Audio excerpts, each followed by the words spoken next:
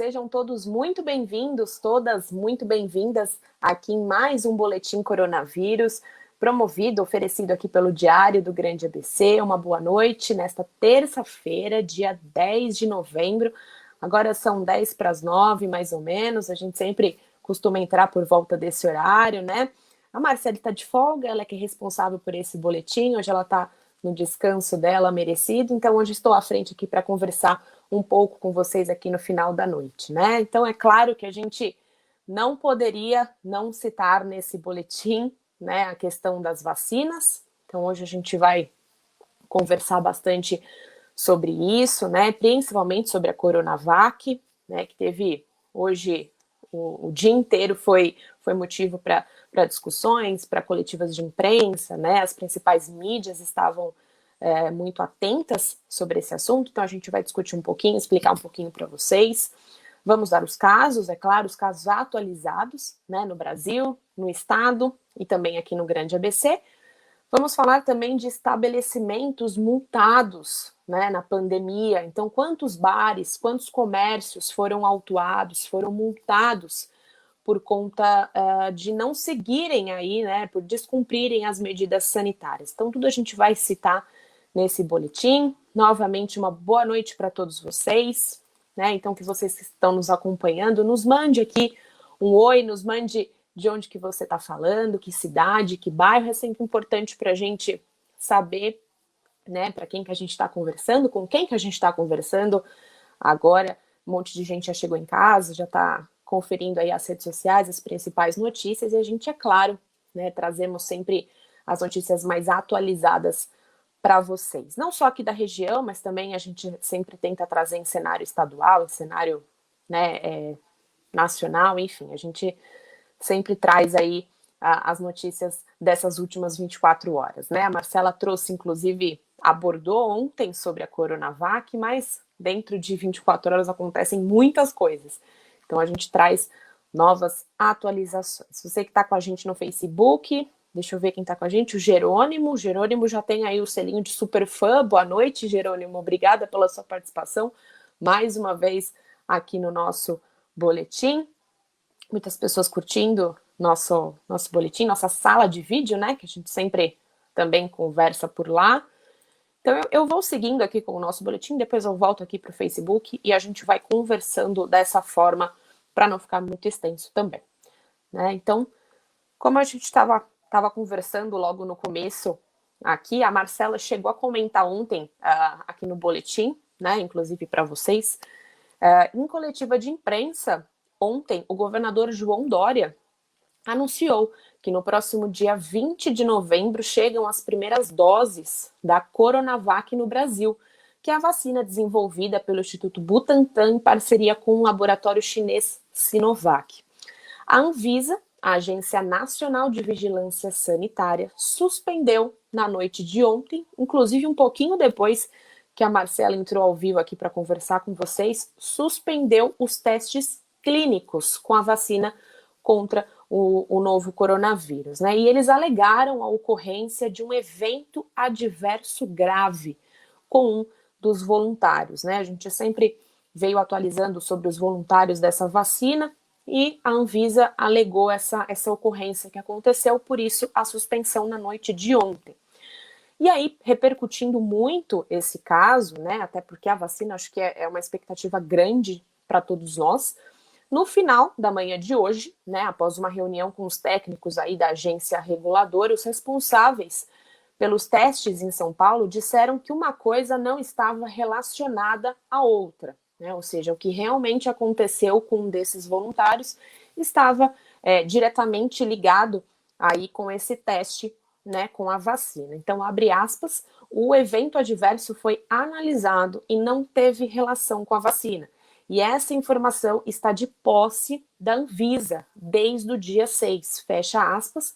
Essa aspas, inclusive, foi do Dimas Covas, né? Ele é presidente do Instituto Butantan, inclusive, que também participou de coletivas de imprensa justamente para repercutir mais sobre essa informação. Então, durante a entrevista coletiva, né, o Covas não confirmou que se tratava de uma morte, né? E nem disse o que seria o tal evento adverso grave. né? Ele realmente só pontuou isso bem indiretamente, mas afirmou por diversas vezes que não teria sido provocado pela vacina. Ou seja, aconteceu algo, mas realmente eles não chegaram a divulgar até então. Ele e demais membros do governo estadual afirmaram, claro, indignados com a decisão da Anvisa em paralisar o estudo. No início, no finalzinho da tarde, na verdade, no finalzinho da manhã, comecinho da tarde, a Secretaria de Estado da Saúde divulgou, né, tanto que está lá no nosso site também, e considerou que foi um suicídio, foi a causa provável da morte do voluntário da vacina Coronavac, de acordo com informações disponíveis até o momento, né? Então, a informação foi confirmada também por pessoas que estavam mais familiarizadas aí com o caso, né? A morte ocorrida durante a fase 3 dos ensaios clínicos foi o motivo que levou a Anvisa, então, a suspender os testes. Então, de acordo com o governo do estado, é impossível que o fato esteja relacionado com a vacina. Então, realmente houve uma morte, segundo a Secretaria de Estado da Saúde, mas estava diretamente ligada com o suicídio e não com a vacina. Então, segundo o governo de São Paulo, o evento adverso foi informado à Anvisa no último dia 6, com a declaração de que não havia realmente nenhuma relação com a Coronavac.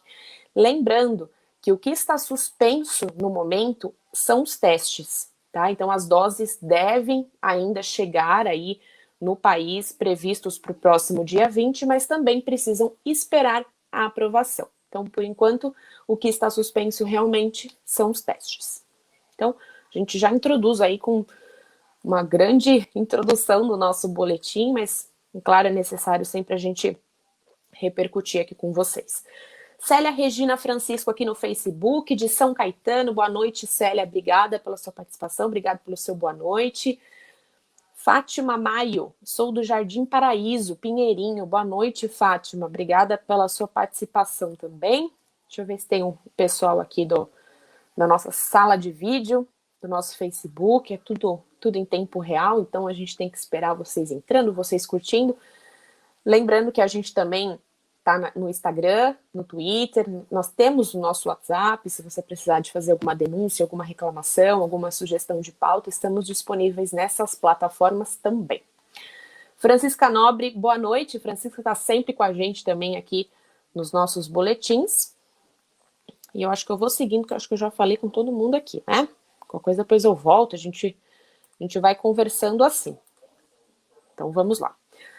Bom, a segunda matéria que eu trouxe aqui para vocês também seguindo aí, na verdade, essa questão da vacina, que, segundo a Anvisa, o Butantan deve solicitar aí um parecer de comitê para nova decisão sobre a Coronavac.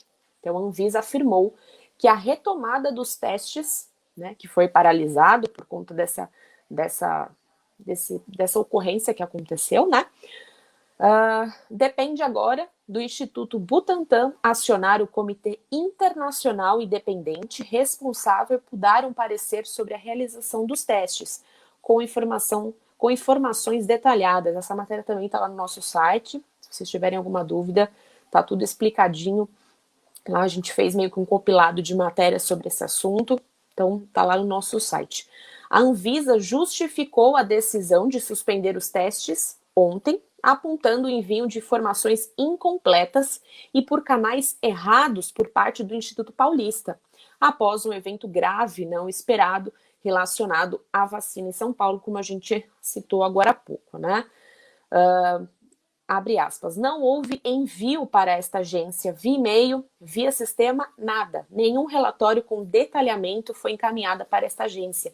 Fecha aspas. Quem disse isso foi a diretora da Anvisa, Alessandra Bastos, responsável, inclusive, pela área aí de medicamentos do órgão, né? Então, de acordo com a Anvisa, se as informações chegarem oficialmente, será possível avaliar o prosseguimento da vacina desenvolvida pelo Butantan, né? E aí, continuar com a produção, continuar com os testes, enfim. Então, essa é a segunda fase que o Butantan deve solicitar aí um parecer para esse comitê para ver se os testes permanecem ou não. Então, é claro que a gente, na medida do possível, a gente vai trazendo as atualizações aqui para vocês. e a gente vai conversando aí no decorrer do boletim dessa semana, que a gente acredita que ainda vai ter muito assunto para a gente trazer aqui, né, sobre a Coronavac. Claro que está todo mundo esperando muito por ela, né? E, enfim, vamos continuar atualizando vocês da melhor forma possível aqui sobre isso. Bom, agora vamos falar um pouquinho, saindo um pouquinho desse assunto da vacina, mas não saindo da pandemia e também do cenário Covid-19. No Grande ABC, 620 bares são multados na pandemia por desrespeitarem aí as medidas sanitárias. Então, é uma matéria que foi publicada hoje, né, no Caderno de 7 Cidades, pela repórter Bia Moço, que ela trouxe um cenário um pouquinho mais detalhado, uma conversa com o Coronel Nery, da Polícia Militar aqui, responsável, né, pela Polícia Militar aqui do Grande ABC, e onde ela trouxe realmente esse cenário e dados aqui da região. Então, desde a liberação aí parcial do funcionamento de bares e restaurantes no início de julho, pelo menos 620 estabelecimentos foram autuados e 260 lacrados em 5 das 7 cidades da região, já que os locais, inclusive, descumpriram as medidas sanitárias impostas aí pelos decretos municipais, né? As regras publicadas nos decretos, como eu citei, além do uso obrigatório da máscara, o fechamento das casas é até às 23 horas e o controle de público justamente para evitar a aglomeração, né? Então, se a casa comporta 100, é óbvio que o bar, né, um restaurante não pode comportar 100 hoje por conta da pandemia, então tem que comportar menos. Mauá e Rio Grande não retornaram até o fechamento da edição, então a gente fez com base nas outras 5 cidades, né? Desde março, as prefeituras têm intensificado essa fiscalização, justamente porque saberiam que isso ia acontecer, né? Então, todas as cidades realmente têm divulgado essa fiscalização mais intensa por conta disso, já que alguns bares chegaram a abrir, inclusive clandestinamente na quarentena, né? Então, de lá para cá, Santo André autuou 36 estabelecimentos e teve de interditar 12. São Bernardo, os números são mais alarmantes ainda, com 236 notificações e 149 lacrações. São Caetano teve que multar 12 locais e fechar 95. Diadema notificou 327 e fechou 7. Por fim, Ribeirão Pires autuou 9 locais. Então, assim, realmente é um motivo de denúncia. A gente está recebendo bastante denúncia sobre isso, principalmente sobre os famosos pancadões que ainda existem, né? E agora na pandemia parece que não parou muito. Então, a gente tem acompanhado isso, tem checado diretamente com a prefeitura, e esses são os números mais atualizados que a gente tem direto das prefeituras para trazer para vocês. Então, a gente, inclusive, deu um cenário em algumas cidades, alguns casos de pancadões, de baladas clandestinas. Então, a gente tem acompanhado isso de perto, justamente para trazer para vocês. Se for o caso, fale aqui com a gente também para a gente tentar ajudar vocês de alguma forma, tá? Clebson Avelino, boa noite, Yasmin, sou de Ribeirão Pires. O Clebson também eu já vi algumas vezes aqui no nosso boletim. Obrigada pela sua participação, Clebson, boa noite para vocês. Deixa eu ver se tem mais gente aqui entrando na nossa sala de vídeo. Francisca foi a última, certo? O Clebson foi o último. José Cícero, boa noite para você também. Obrigada pela sua participação. Bom, acho que por enquanto é só. Vamos seguindo aqui. Acho que eu tenho alguns... Não, acho que é isso. Bom, vamos agora para os casos, né? Os casos da Covid, que a gente sempre traz, é claro, para vocês, que muitas pessoas ficam esperando, porque a gente traz diretamente dos boletins epidemiológicos, né? Então, a gente pega cenário nacional, cenário estadual e também do Grande ABC. Então, vamos lá. Brasil, confirmados casos da Covid-19. Nós temos 5.699.005 casos confirmados da Covid-19. Mortes, 162.802 mortes. Recuperados, 5.064.344 pacientes que receberam aí as altas médicas, estão recuperados da Covid. Agora, em cenário São Paulo, cenário estadual, lembrando que o estado de São Paulo também, né, divulgava aí diariamente os boletins, mas eles não estão divulgando, atualizando, né, os casos da Covid desde quinta-feira passada. Isso porque o ESUS, que é o sistema do Ministério da Saúde, que consolida aí os números de casos, mortes e recuperados, estava instável, né? Então, na sexta-feira, o governo federal, inclusive, divulgou aí uma nota informando que as equipes do DataSUS estariam reestabelecendo aí as páginas e nenhum dado foi perdido, segundo eles, né? Então, a gente está realmente esperando aí essa atualização. Então, a atualização que eu vou passar agora para vocês é da última quinta-feira, que foi realmente do último boletim que eles divulgaram, tá? Então, o último balanço estadual indicava que São Paulo registrava 1.125.936 diagnósticos positivos da Covid-19, 39.717 óbitos e 1.023.885 recuperados desde o início da pandemia. Então, esses foram os dados que a gente trouxe. Conforme eles forem atualizando, é claro que a gente traz atualizados aqui para vocês. Agora, o Grande ABC, a gente sempre fala em cenário geral para vocês. Claro que todos os dias também a gente atualiza matérias no online, matérias no impresso, que vocês conseguem conferir também por cidade, tá? O Grande ABC, nós temos 75.054 casos confirmados do novo coronavírus, 2.845 mortes e 65.778 pacientes recuperados da Covid-19. Então, foram esses dados atualizados que a gente trouxe para vocês. Lembrando ainda que a gente vai acompanhar essa situação do boletim do Estado de São Paulo, porque ainda a gente está paralisado desde quinta-feira passada. A gente vai cobrando e vendo se eles voltam a divulgar, né? Deixa eu ver aqui se tem mais gente conversando aqui comigo. Eu sei que teve mais. Wagner Colácio, boa noite. Obrigada, Wagner, pela sua participação. Boa noite para você também. Acho que eu já falei com todo mundo. Vamos ver aqui se tem alguém falando aqui com a gente. Acho que não. Agora a gente vai para os recados finais aqui. São 2 recados importantes que eu tenho para vocês. O primeiro é das eleições 2020, que o primeiro turno será neste domingo, né? Então, as eleições municipais aí para prefeito e para vereador. Lembrando a vocês que nós do Diário do Grande ABC estaremos com toda a equipe nas ruas, trazendo as principais informações para vocês, dos principais candidatos, de como está sendo essa eleição, esse primeiro turno, né, que está andando aí lado a lado com a pandemia.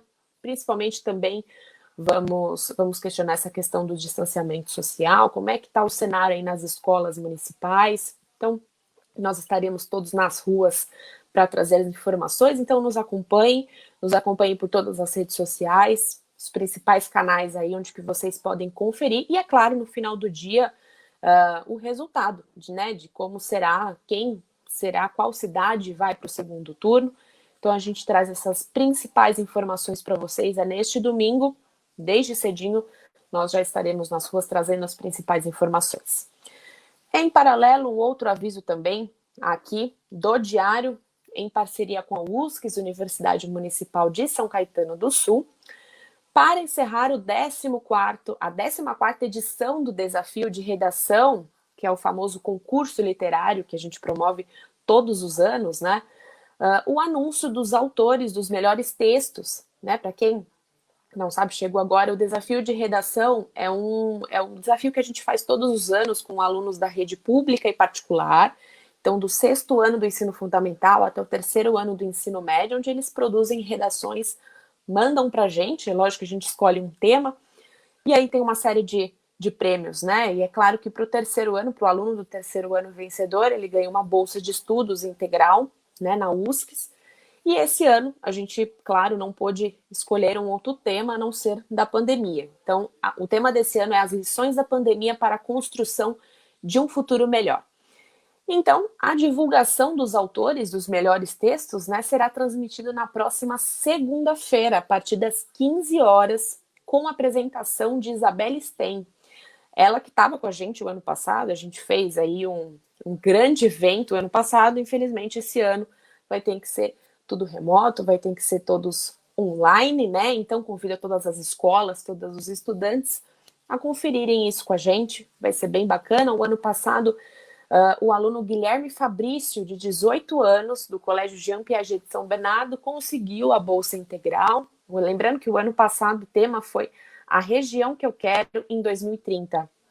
Foi muito bacana, a gente fez um evento presencial também, foi bem legal, mas esse ano, infelizmente, vai ter que ser remotamente, né? Nas edições anteriores, a produção dos textos era presencial, como eu comentei com vocês, assim como a premiação.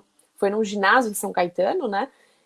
Então a festa incluía muito barulho das torcidas também, que a gente fez, né, uma competição entre as torcidas que competiam pelo prêmio de R$ 3.000. Então, além dos estudantes que os vencedores dos melhores textos ganhavam os prêmios, a torcida que fazia mais barulho, que foi mais criativa, também ganhava, né? Porém, a pandemia fez com que todas essas etapas que eu citei para vocês fossem adaptadas para o ambiente online, onde você pode conferir na próxima segunda-feira. Então, a partir das 15 horas, nas nossas redes sociais, nós estamos convidando todos vocês a participarem com a gente. Fátima falou que travou aqui. Para mim, acho que voltou, Fátima. Mas o nosso boletim fica salvo aqui nas redes sociais, aqui no Facebook, vai também para o Instagram, vai também para o site, então vocês podem conferir. Mas eu convido sempre vocês a continuarem nos acompanhando também pelo site. Lá é claro que a gente atualiza tudo de última hora para vocês. Jogamos para as outras redes sociais, Facebook, Instagram, Twitter, estamos por lá. E eu acho que eu vou ficando por aqui. Meus últimos avisos foi esse do desafio de redação. Convido a todos vocês e vamos sempre nos falando. Eu sou de 7 cidades, mas a gente está sempre à disposição de vocês. Caso vocês tenham alguma reclamação, alguma sugestão de pauta, nos envie. Vocês sempre vão estar conversando com alguém que está aí nas redes sociais, sempre vamos estar nos conversando também, para quem está fazendo a pauta. E eu fico à disposição de vocês aqui nas redes sociais. Uma boa noite, um bom descanso para vocês. Vamos nos atualizando, vamos conversando. Amanhã a Marcela já está à frente aqui do boletim novamente. E eu volto em um outro momento para conversar de novo com vocês. Então, novamente, muito obrigada, uma boa noite e bom descanso. E ótima quarta-feira amanhã.